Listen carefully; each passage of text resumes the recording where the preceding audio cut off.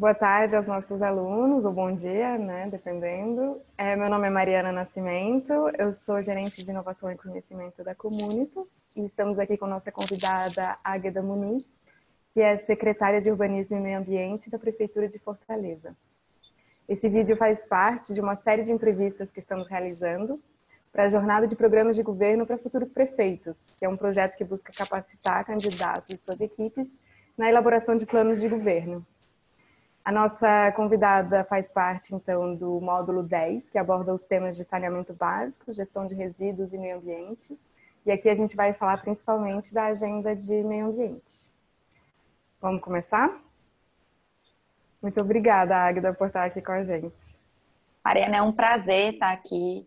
É muito importante esse momento e a gente parabeniza a Comunitas por estar realizando esse tipo de inserção dos temas tão necessários à gestão pública para as cidades brasileiras, principalmente as pequenas e médias cidades, que são a maioria no nosso Brasil. Sim, com certeza. Então, vamos para a primeira pergunta. Eu queria saber quais as principais orientações ou dicas você daria a candidatos a prefeituras para que eles possam incluir a agenda de meio ambiente nos seus planos de governos municipais. Bom, a gente entende, às vezes, passa-se a ideia que o meio ambiente é algo muito distante da gente, do cidadão, aquela questão difícil de se alcançar, mas desejada por todos. Então, o primeiro ponto é nós termos políticas públicas adequadas à questão ambiental. E quando a gente fala de meio ambiente, a gente não está falando só do verde, das águas, a gente está falando principalmente de saúde pública. O prefeito hoje que não pensa na questão do meio ambiente relacionada à saúde pública, ele está equivocado. Então, a gente tem que prestar atenção como é que o meu cidadão vive, quais são as condições que ele vive de saneamento, o acesso dele aos espaços públicos, porque ele fazer uma caminhada pela manhã, uma caminhada à noite, quando volta do trabalho, às vezes até de madrugada. E aqui a gente tem alguns exemplos em Fortaleza que a gente reformulou algumas praças, alguns espaços públicos, parques, e os garçons dos restaurantes dos bairros mais nobres usavam as praças públicas de madrugada quando voltavam do seu trabalho para fazer um exercício. Isso é saúde, isso é controle de gastos, às vezes desnecessários com relação a infartos, a AVC. Então, você cuida do seu cidadão. O saneamento, gente, muitas pessoas vivem, às vezes, na lama e falta principalmente dignidade, mas isso interfere na saúde. Nosso coronavírus aí, nós estamos lutando contra ele. Já foi constatado que ele passa através das fezes. Então, a questão do saneamento, do esgotamento sanitário é muito importante. Mas não se faz nada sem planejar. Então, acho que quando um prefeito chega numa gestão nova, às vezes não tem a experiência da administração pública, primeiro, conhecer a fundo o que cada pasta, o que cada secretaria pode proporcionar para ele. Depois, planejar, e planejar, às vezes, de forma integrada. O que é que o urbanismo e o meio ambiente tem a ver com a saúde? Isso que a gente falou. Saneamento, mobilidade,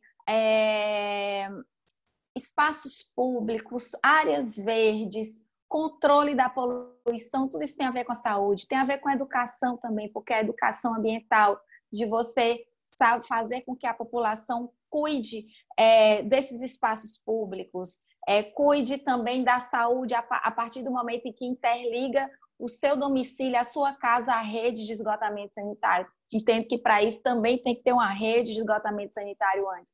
Então, o primeiro é planejar, construa com os seus munícipes, né, os cidadãos, um pacto de passaremos 2, 3 meses planejando no sentido de implantar de propor políticas que vão atender a população diretamente, ou seja, implantar a rede de esgoto nos bairros mais densos da cidade, implantar uma política de X números aí de parques e praças em áreas determinadas da cidade,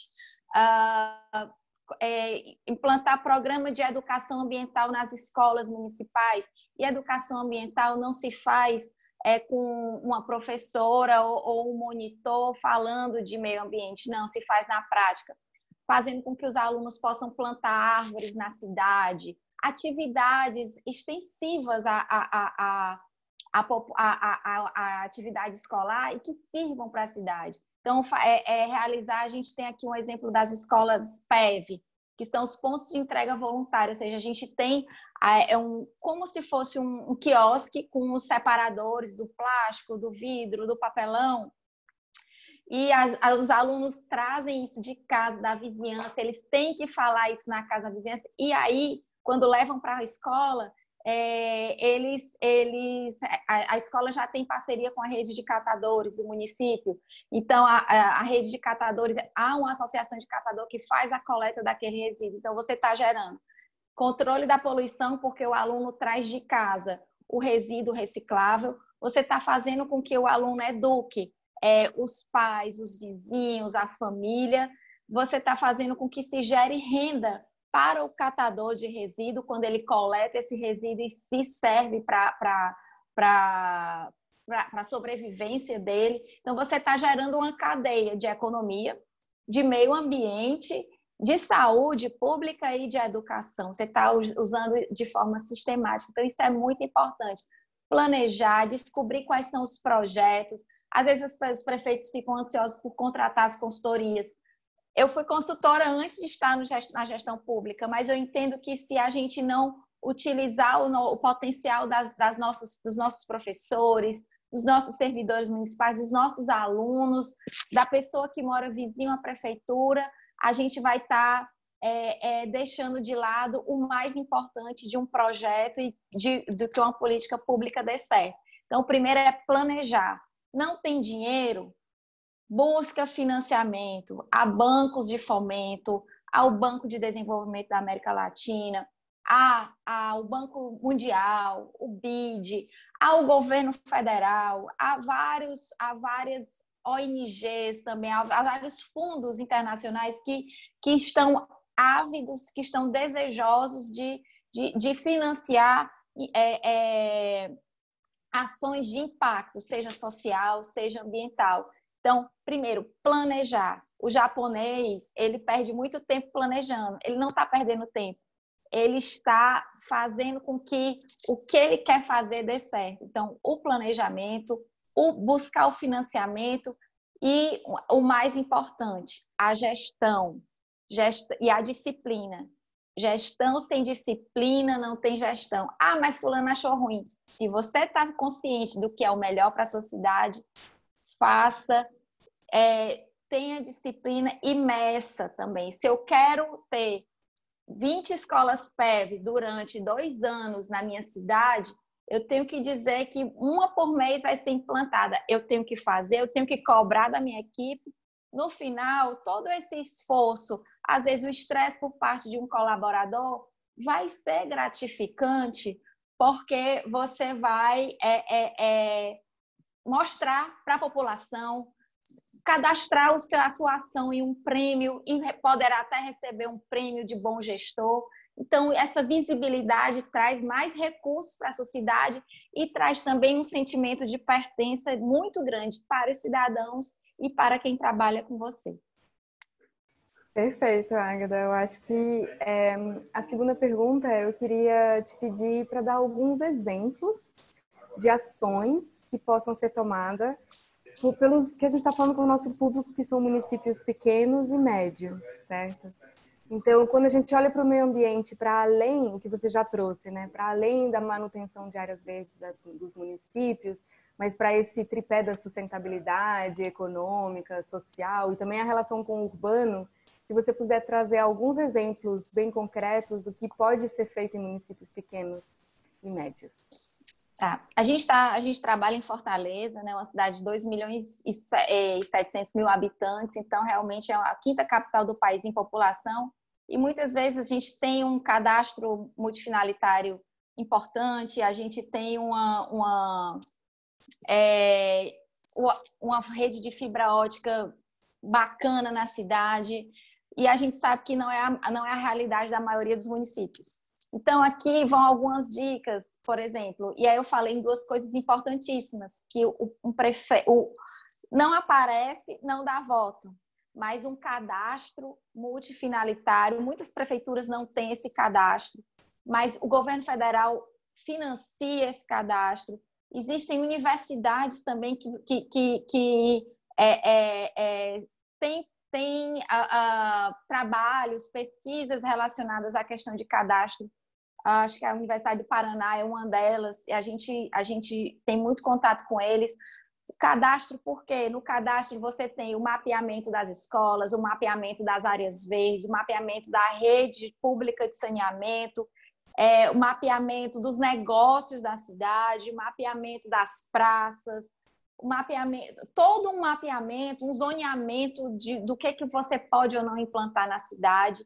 Isso é importante para a questão de você montar, elaborar políticas públicas para a cidade. Então, você tem esse cadastro municipal, você pode ter também um cadastro de pessoas, onde você vai atender a questão da saúde. Então, esse cadastro é essencial. O segundo ponto, a gente estava falando eu vou falar de alguns projetos pequenos também, planejamento. A partir desse cadastro, você pode ter políticas públicas, é essencial para fazer esse planejamento. Um segundo ponto, eu vou falar de projetos pequenos que a gente faz aqui, mas que são importantíssimos. A gente tem um projeto chamado Uma Criança, uma Árvore. A cada nascido, nos hospitais municipais, a gente começou a privar hospitais particulares e municipais. Nós temos, nos hospitais municipais, nós fizemos um viveiro de mudas de árvores nativas do Nordeste, na cidade de Fortaleza, do estado de Ceará, e para cada nascido, a mãezinha sai com a árvore, com a muda da árvore e com o bebê. E ela planta na casa, né? E esse programa já tem 4 anos. O primeiro, o Joab, a gente acompanha ele e a árvore. Então, a árvore já está grande, já está dando sombra. Isso faz o quê? Redução de emissão de carbono. Você já cria o seu filho focado nessa questão da ambiental. É um programa simbólico, é um programa simples, mas é um programa que atinge muito ao cotidiano das pessoas, né? O emocional das pessoas, e faz essa questão do meio ambiente estar na cabeça de todos. A gente tem um programa de adoção de parques e praças também. Começamos com as empresas adotando as praças nos bairros mais nobres da cidade. 7 anos depois, a gente está na gestão há 8 anos. 7 anos depois desse projeto, a gente tem mais de quase 500 espaços adotados. A gente tem cerca de 600 espaços no total, mas a maioria hoje dos adotantes são pessoas físicas, associações de moradores, e a maior quantidade de espaços adotados são nos bairros de IDH mais baixo, de mais baixa renda. Mas isso torna... E a adoção, a contrapartida é só o nome da associação, o nome da pessoa numa placa na praça, mas isso traz o quê? A questão do voluntariado, do fazer cidade. Um prefeito sozinho não vai fazer cidade, com a equipe. Então, você tem que ter a responsabilidade, chamar as pessoas para trabalhar junto com você. Elas se apropriam da cidade, elas se sentem donas da cidade. Então, elas vão fazer esse tipo de ação para o bem delas. Isso ganha-se com o associativismo. Então, esses 2 projetos são super simples, são importantíssimos para garantir o bem-estar e também essa responsabilidade compartilhada. Eu falei das escolas PEV também, é um investimento barato. Você pode também fazer isso através da responsabilidade social de empresas. A gente tem muito apoio aqui da CDL. Quem doa as mudas para a gente é a Câmara de Dirigentes Lojistas. Adoção de espaços públicos, a gente conta com empresas e com as pessoas. Então, as escolas PEV, a gente conseguiu os pontos de entrega voluntária, né? Os armazenadores dos resíduos recicláveis, com empresas de gestão ambiental, com alguns bancos também na cidade. Então, a gente sempre traz essa parceria. Balneabilidade da orla também, que a gente tem uma orla aqui de 34 quilômetros, a gente está buscando isso, convencendo as pessoas a interligar as suas casas à rede de esgotamento sanitário que já existe. A gente tem que buscar essas ideias simples, fáceis de fazer, baratas, porque a gente sabe que onera muito, né, a cidade, qualquer custo a mais. E a adoção, por exemplo, tem gente que pinta banco, planta árvore, não é nada demais. Vai à praça, e a prefeitura, não é que ela não deixe de investir, ela vai investir esse custo que ela ia ter com essa manutenção da praça, ela vai investir num posto de saúde, vai investir numa escola, vai investir num programa de empreendedorismo, e a comunidade ganha também com isso, porque se sente dona da cidade também. Perfeito, Águeda. Acho que trazer a realidade do que você vive no cotidiano, aí está a riqueza dessa conversa, né? Porque os gestores querem ouvir isso, eles querem ouvir experiências reais. Então, ótimo. Agora, tem um desafio que eu acho que todo município no Brasil enfrenta, que é a questão do licenciamento e qualidade ambiental. Quais dicas você daria sobre isso? Olha, eu sei que as cidades pequenas e médias, elas têm problemas de estrutura administrativa, de como pagar funcionalismo. Então, primeiro, vou começar por aí. Eu sei que a gente está falando de licenciamento, estou falando de reforma administrativa, mas quanto menos secretarias você tiver, melhor. Então, que tal criar uma secretaria do desenvolvimento urbano sustentável e juntar urbanismo, mobilidade, desenvolvimento econômico e meio ambiente? Você faz, e aí você vai ter a sustentabilidade da sua cidade toda integrada. Porque as pessoas, elas estão atrás de sobreviver, então elas querem ter os seus negócios. Só que muitas cidades, a lei de uso e ocupação do solo não permite que esses negócios se desenvolvam. Então, quando eu tenho desenvolvimento econômico e o desenvolvimento urbano junto, eu consigo integrar essas políticas. Todo mundo quer o meio ambiente da cidade, os negócios. Você tem um negócio de frente para uma praça, para um parque, gera valor agregado para o seu negócio. Então, você precisa disso para melhorar o seu negócio. Então, vamos integrar a questão ambiental, que é um valor agregado para qualquer cidade também, além de proteger a sobrevivência de todos nós, né? A mobilidade, hoje, depois da pandemia, todo mundo descobriu que não precisa, a Unidal falando de Paris a 15 minutos, todo mundo hoje descobriu que a gente pode ter a cidade a 0 minutos, porque você tem tudo em casa. A casa virou a cidade, você se diverte em casa por conta das lives aí dos cantores, você come por conta do delivery e vem deixar em casa, você trabalha em casa, eu estou em casa aqui hoje, e você mora, então você tem a cidade de 0 minutos, mas você também precisa ter os seus espaços públicos para agregar valor e para que as pessoas possam sair quando se sentirem necessitadas de ar puro, de espaços de áreas verdes. E quando a gente fala disso, a gente falou de meio ambiente, mobilidade, urbanismo e desenvolvimento econômico, a gente precisa de formalização. Os nossos empreendedores, nossos micro e pequenos empreendedores individuais, as empresas de pequeno porte, as grandes empresas, as indústrias, muitas cidades têm essa atividade industrial ainda como um forte. A gente precisa ter esses negócios formalizados, porque isso é controle urbano, é controle ambiental e é também a arrecadação, né? Receita municipal que você recebe. Então, você consegue ter uma boa cidade quando você tem um nível alto de formalização. E eu estou demorando mais nessa pergunta porque a minha paixão é a otimização. É por que eu falei do cadastro, que era importante ter um cadastro com zoneamento, com cadastro de pessoas. Porque aqui em Fortaleza nós desenvolvemos um programa de licenciamento novo.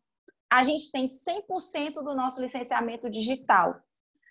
Não há papel na cidade de Fortaleza mais para o licenciamento. Mas 90% desse licenciamento, e quem atende a praticamente toda a cidade, ele é online, ele é de forma imediata ou em até 30 minutos. Ou seja, um alvará, qualquer alvará de funcionamento, seja para uma grande indústria, seja para um micro e pequeno empreendedor individual. O micro e pequeno empreendedor individual, ele é gratuito, então ele sai de forma imediata. Para a grande indústria, como ela tem que pagar esse alvará, ele sai em 30 minutos por conta só da compensação bancária. Então, hoje, alvarás de funcionamento, licenças ambientais, alvarás de construção, por meio do programa Fortaleza Online. Quem quiser conhecer, só clicar no urbanismo e meio ambiente.fortaleza.ce.gov.br. Nosso canal também é uma das coisas da transparência da cidade. A gente tem todas as licenças, todos os nossos projetos no nosso canal. O mecanismo de licenciamento é pelo canal também, ou seja, eu entro no canal.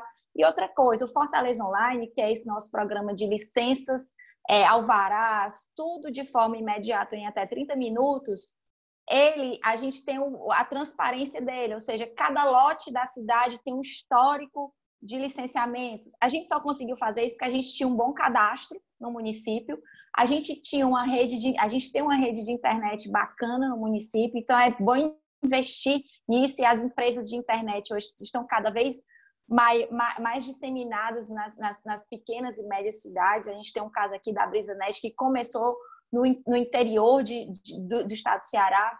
Então, o Fortaleza Online, ele tem ainda uma outra questão. A gente fala que a Prefeitura de Fortaleza, a qualquer hora e a qualquer lugar, com o cidadão fortalezense, porque 1h da manhã tem gente solicitando alvará de funcionamento, domingo tem gente emitindo alvará de construção, e a gente fica muito feliz porque as pessoas não ficam dependendo daquele analista, daquele fiscal para resolver o problema. Não, é o sistema e ela não precisa dar um clique. A assinatura é da prefeitura, é um QR Code, que o fiscal às vezes chega lá na obra e verifica se está tudo ok.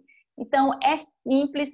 Outra coisa que é importante para os futuros prefeitos: o que foi investido no Fortaleza Online, nesse programa de licenciamento imediato, a gente arrecadou 5 vezes mais do que foi investido no programa em 5 anos de funcionamento. A gente começou em 2015, 2020 são 52 serviços, mais uma vez 90% do nosso licenciamento é dessa forma, os outros 10% não usa papel, é digital, segue o ritmo normal, mas são parcelamentos do solo, são questões muito específicas que realmente não tem como ser utilizadas num sistema parametrizado por enquanto. Então, o licenciamento, ele não é só um mecanismo de fiscalização e que não pode ser ruim para o cidadão. Ele tem que fazer com que o cidadão seja um partícipe da cidade, porque ele vai gerar controle urbano, vai gerar receita, vai gerar controle ambiental, você vai ter e você vai poder fazer, sabe o quê? Política pública, que quando você tem esses dados de licenciamento, quando você sabe que determinado uso não está interessante para aquele tipo de negócio, você pode estudar, pode mudar a legislação e pode atrair novos negócios. Então, acaba tornando também a sociedade competitiva dentre as demais cidades. Muito legal, parabéns pelo trabalho. Um desafio, né? Eu sou apaixonada por gestão pública. Só uma parte, vim da iniciativa privada, fui convidada no final de 2012 para iniciar a gestão do prefeito Roberto Cláudio em 2013 aqui em Fortaleza. Estamos aí no 8º ano entregando, vou ficar com saudade, porque realmente nunca fui tão feliz na minha vida.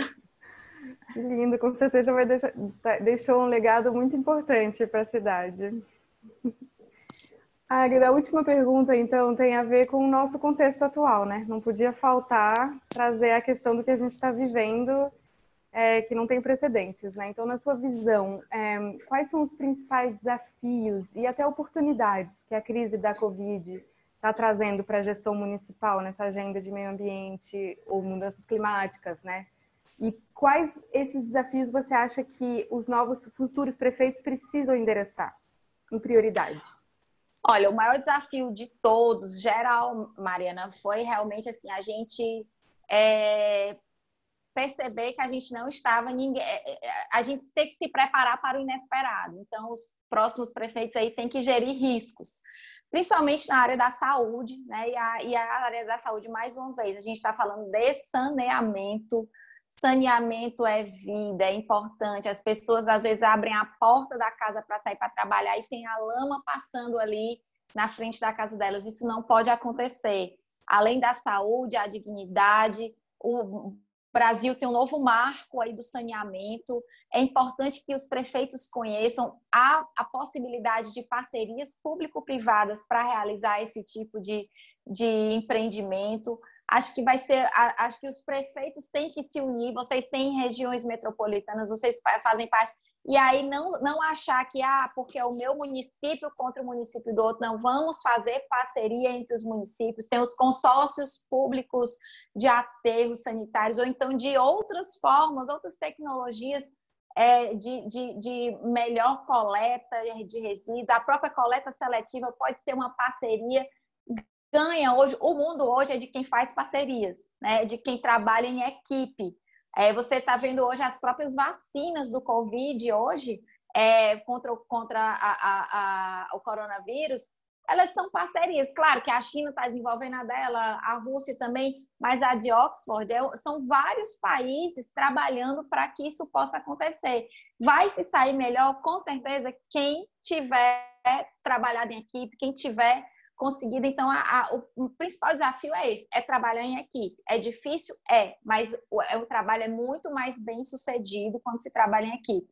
O desafio do coronavírus é um desafio de saúde pública, mais uma vez, passa pelo saneamento. O Brasil tem-se uma nova oportunidade com o novo marco do saneamento. Tem-se aí também um momento de resgate da economia, e aí tem o nosso Ministério aí da Infraestrutura também voltado às questões relativas à melhoria da infraestrutura no país. Acho que o desafio do saneamento é grande, os prefeitos vão ter que prestar atenção nisso. O prefeito, às vezes a gente, obra enterrada não dá a volta, é o que a gente muitas vezes escuta de outras pessoas, mas aqui em Fortaleza o prefeito Roberto Cláudio encampou essa ideia de fazer esse movimento de ter balneabilidade de orla, de fazer com que as pessoas interliguem o seu domicílio à rede pública de esgoto para garantir saúde pública. E às vezes as pessoas brincam, vocês sabiam que a China vinha da China, porque nós conseguimos nos preparar, de uma forma ou de outra nós conseguimos nos preparar. Estamos aí em vistas a implantar esse tipo de projeto de vulnerabilidade de orla, mas voltado à ligação de domicílios à rede pública de esgoto para as famílias de baixa renda. Temos instrumentos urbanísticos capazes de também com contrapartidas, né? Operações urbanas com contrapartidas pagas a serem depositadas no nosso fundo específico, que é o Fundo de Desenvolvimento Urbano, que serve para urbanização, saneamento, áreas verdes, patrimônio histórico. Então, fizemos aí a drenagem de uma área para quase 200 mil pessoas na cidade, então isso impactou bastante, vindas de uma contrapartida de uma dessas operações. Então, o coronavírus, ele deixa uma lição que a gente tem que se preparar para o inesperado.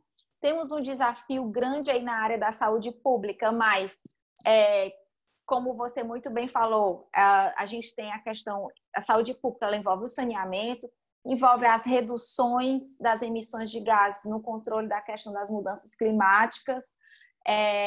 A saúde pública passa por educação também, então a gente tem, em questão, como eu falei, da história de uma criança, uma árvore, da própria educação, da adoção de praças, isso é educação também, educação ambiental e cidadania, acho que passa muito por isso, né? E oportunidades nós temos várias, né? As oportunidades são imensas, porque nós descobrimos uma nova forma de viver, a gente descobriu que a gente não precisa consumir muito, a gente descobriu o voluntariado. Acho que o coronavírus também trouxe essa oportunidade de a gente mostrar que a gente pode ajudar as pessoas, e as prefeituras podem se associar para ajudar os seus cidadãos. Acho que isso aqui que a gente está falando não é sonho. Eu lembro só aqui uma vez que um empresário local falou assim, eu dizendo assim, a gente vai ter um sistema de licenciamento que você vai ter o seu alvará em 30 minutos. Aí ele olhou para mim, a senhora sonha muito, e começou a rir.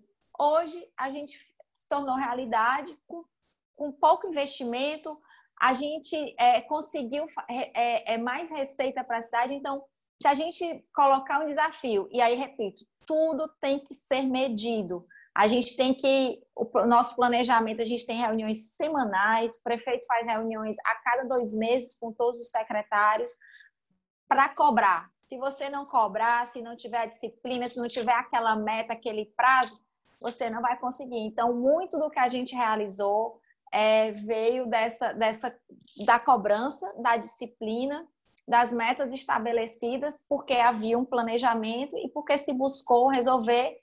E o mérito sempre prevaleceu na gestão, né? A questão técnica, você escolher um time que lhe auxilie tecnicamente, que esteja pronto para servir ao público. O cidadão hoje não gosta da administração pública, ele tem, às vezes, uma certa reatividade com o servidor público, e a gente tem que mudar essa cabeça, né, das pessoas, mas a gente só pode mudar essa percepção delas se a gente mudar internamente os nossos órgãos públicos, fazer com que eles se sintam como se estivessem entrando numa loja, numa casa da família, né, que se sentirem acolhidos. E isso, nas pequenas e médias cidades, é muito mais fácil de se fazer do que numa grande cidade. Mas é importante que as pessoas tenham essa percepção, que a gente está a favor deles, do lado deles, e não de um lado oposto, que é como o cidadão se sente hoje. Perfeito, Agda. Muito obrigada. Você trouxe ideias muito concretas, dicas práticas e muita inspiração pela paixão que você transmitiu. Então, isso é muito, muito bom. Para concluir, a gente está encerrando agora. Você quer dar um último recado, uma última dica para os nossos candidatos e futuros prefeitos e prefeitas? Mais uma vez, quero agradecer o convite de estar aqui. É muito importante, eu me senti muito feliz de estar aqui, principalmente para passar os nossos projetos, para passar, acho que principalmente esse sentimento do serviço público. Eu quero só ressaltar, quem está sendo candidato pela primeira vez, aí a minha frase a gente sabe que quem quer trabalhar de forma honesta, ética, o serviço público financeiramente não é tão rentável para a gente, mas nunca trabalhei tanto na minha vida, muito mais do que na iniciativa privada, mas eu nunca fui tão feliz em servir o público. E a gente não serve ao público dentro de uma sala, né? Eu estou aqui na minha casa, enfim, por conta da Covid, mas a gente tem que ir aonde as pessoas estão, a gente tem que ir às ruas, a gente tem que sentir, a gente tem que saber qual é o desejo dela. Toda empresa faz estudos de mercado para saber o que o seu público-alvo quer. O nosso público-alvo é o cidadão. A gente tem que saber o que ele quer, o que o empreendedor quer, o que a dona de casa quer, o que a criança quer, o idoso. Nosso Brasil está envelhecendo e nós precisamos de políticas públicas para eles. Então, a gente precisa saber o que eles querem, porque se a gente não fizer política pública para a nossa população, não é política pública. Muito obrigada. Foi um Obrigada prazer a vocês. Ter você aqui conosco e com Foi um grande prazer também. Espero que chegue a todos os cantos do Brasil essa sua experiência. Muito obrigada, Mariana, e eu espero que todos os candidatos aqui sejam bem-sucedidos e que façam boas gestões, nós precisamos. Também. Muito obrigada. Obrigada.